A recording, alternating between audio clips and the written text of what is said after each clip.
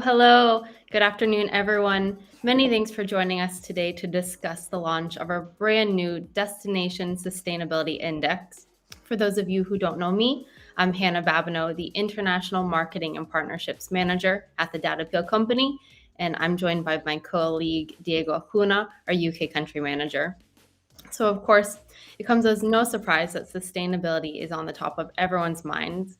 It's been a theme over the past decade, but now it's really taking center stage in business decisions, strategies, behaviors, and investments.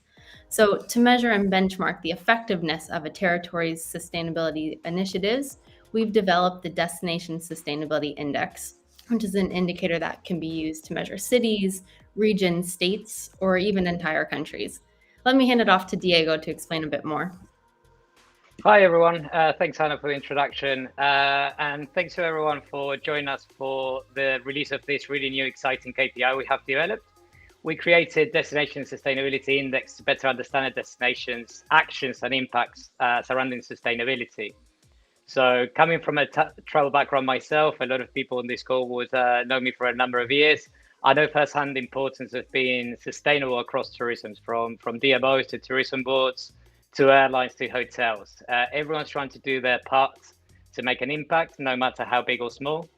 And sustainability is no longer a concept. It's something that we need to consider as a global issue, and we need to look at it from a business point of view as well. So we saw this firsthand at COP26 in Glasgow over the last couple of weeks. So before we get started, I think it's important to understand that sustainability means a lot of different things to a lot of different people, from education and green initiatives and water conservation to equal rights, quality of life, inclusiveness, and so much more. So I think we'll just jump into the presentation to tell you what we've got.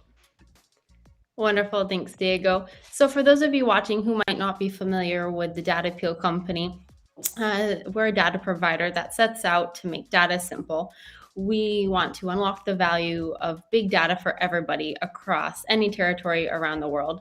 So we do that by democratizing and simplifying data from a number of different sources. It comes out to about 130 from different review channels, social media, rating sites, for all points of interest to really understand the perception of a destination and what customers like and what they dislike. Thanks, Hannah. Sorry, and I can't see the presentation from my side, but effectively what we do is we look at the offer from a customer's point of view in terms of understanding what they're saying about the offering and attractions. We look at the different activities that they think is actually relevant to what they would like to see. And then sorry, Hannah, thank you. I can see it now. So we look at the offer in real time in terms of what customers can see from a destination, and they're telling you what they like or they dislike about a particular destination. But also, it's also very important to understand the demand side of things. And with that, we can look at every source market. So understanding where people are coming from and when they're coming from. We look at external factors affecting that demand. So hotel occupancy, hotel rates, and how those change. The evolution of those rates and events affecting demand as well in a particular territory. So I think if we look at the way we look at content, we analyze the content, and this is going to give us a future indication of what the future arrivals are going to be into the country. So you can see pretty much a perfect correlation between the content we analyze and the future arrivals into a destination. If you would like to hear more about this in particular, there's a really good article on our website called The Appeal is Real.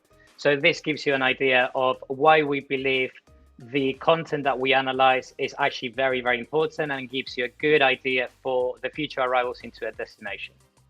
Definitely. Just to quickly add, I think the importance of real-time data is invaluable. Understanding, in that moment or near real time versus waiting on, national statistics, which can take 6 to 8 months, to come through.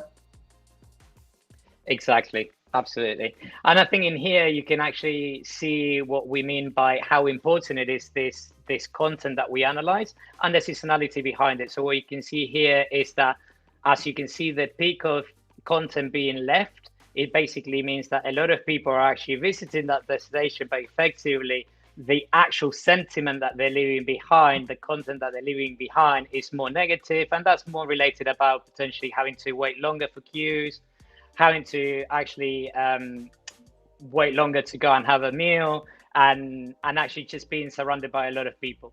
So you can see always a correlation between the amount of sentiment that is being left, and usually you can see the lower sentiment for that particular period.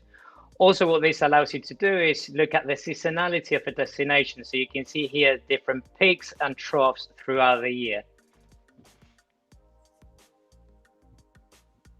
I think also what this is really good, and in terms of what we do in terms of the KPIs that we created, these are one of our proprietary indexes.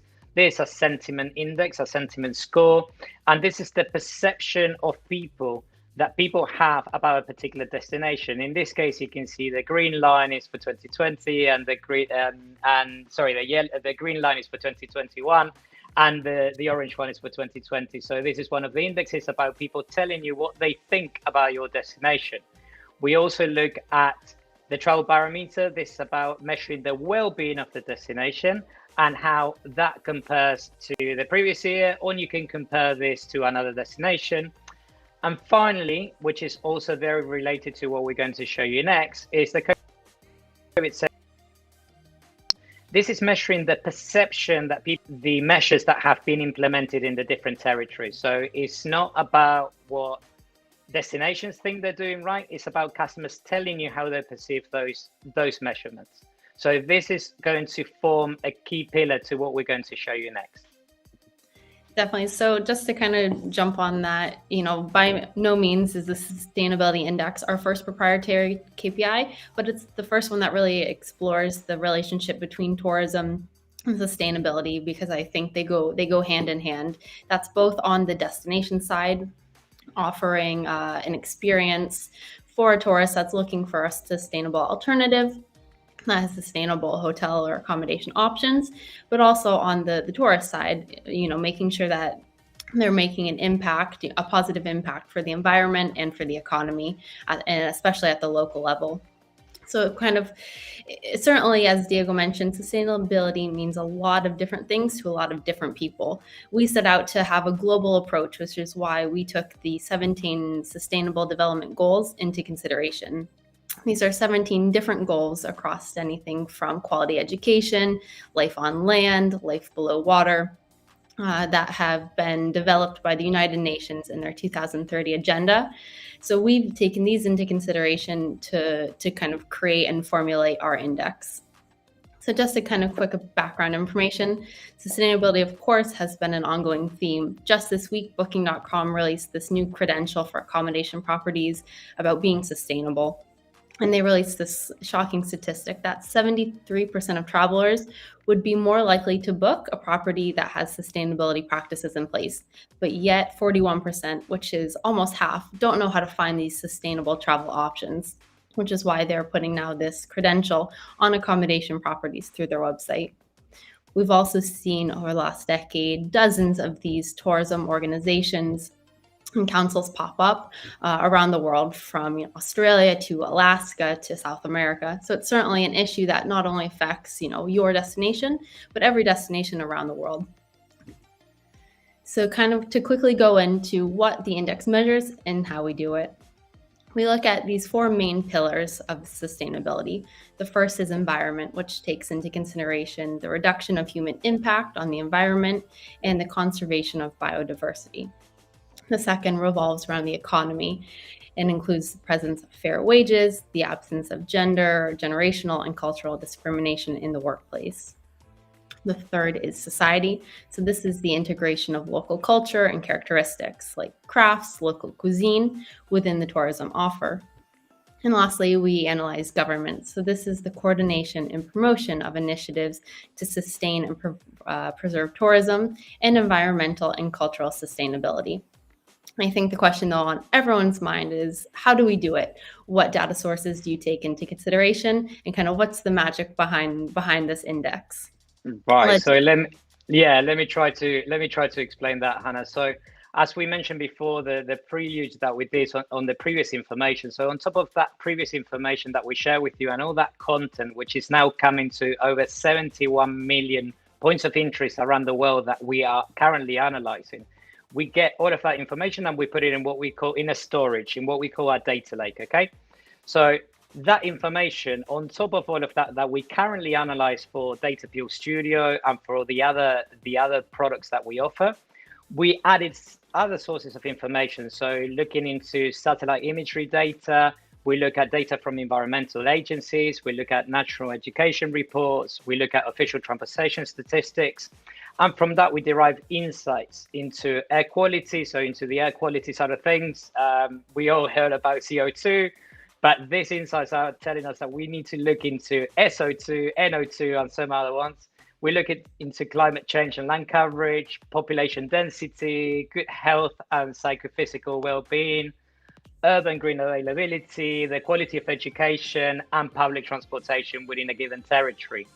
So what you can see here is that we've taken the example of Venice. Of course, Venice tends to be a bit of a controversial destination in many ways, or at least it was pre-pandemic in terms of sometimes the bad press that it gets in terms of over tourism and how it's perceived. But basically in here, what we've done is we looked at 6 of the 17 Sustainable Development Goals to look at the quality of education, the life on land, and started allocating different indexes. So as you can see here for Venice, every index that goes from 0 to 100 would also include sub-indexes that would determine that overall index score. As you can see here from the different boxes that you see, that's the way we used to partition the world, effectively meaning that the same that we're currently doing for Venice, and we're measuring this particular index here, we can do for Rome, we can do for New York, we can do for London, we can do for Sydney, we can do for any other destination on Earth. Once again, we simplify and analyze all this information to detect the impact of sustainability across the 4 sectors that Hannah mentioned previously. And we provided a score for each of those factors, and then an average score that would determine the overall destination sustainability index as a KPI.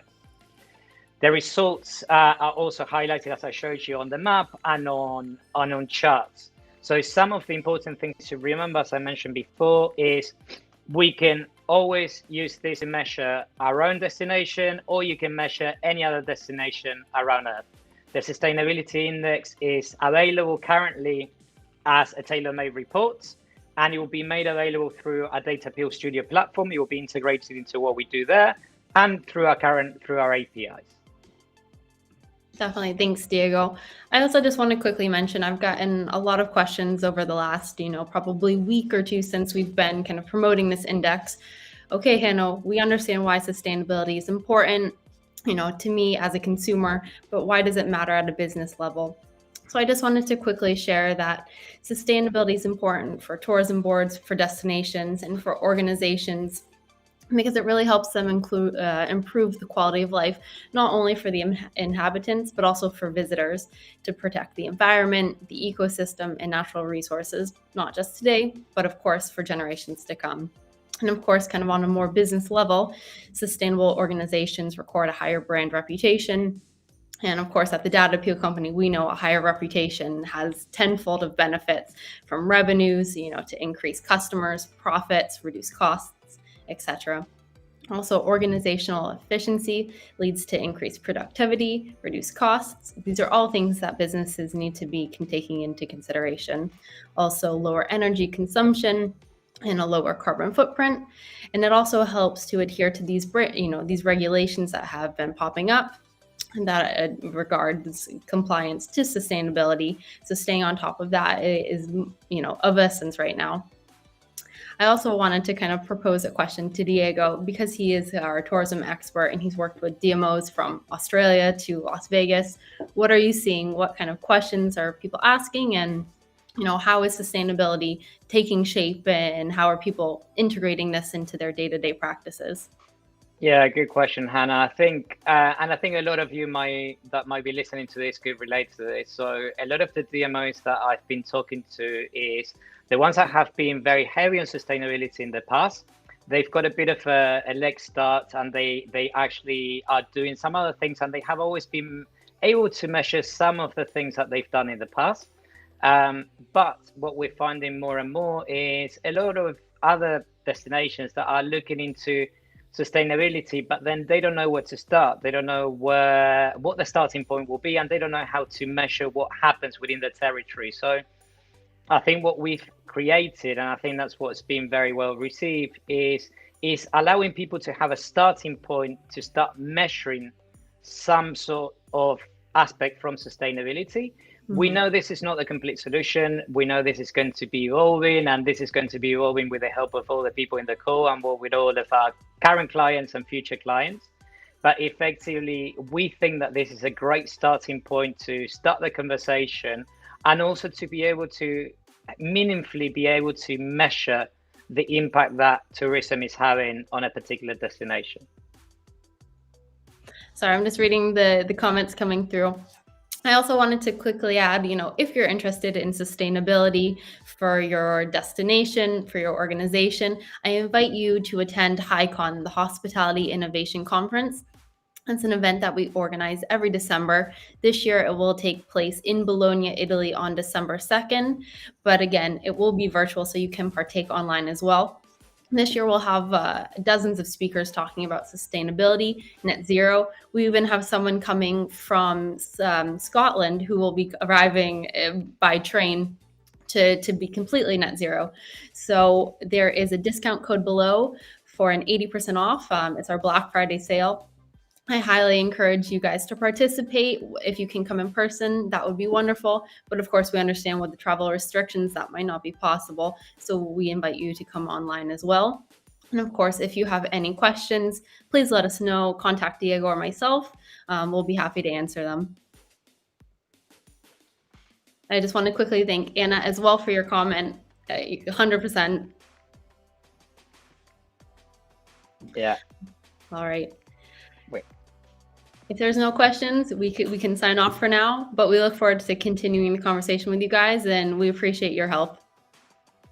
Thanks very much, guys. See you later. Take care.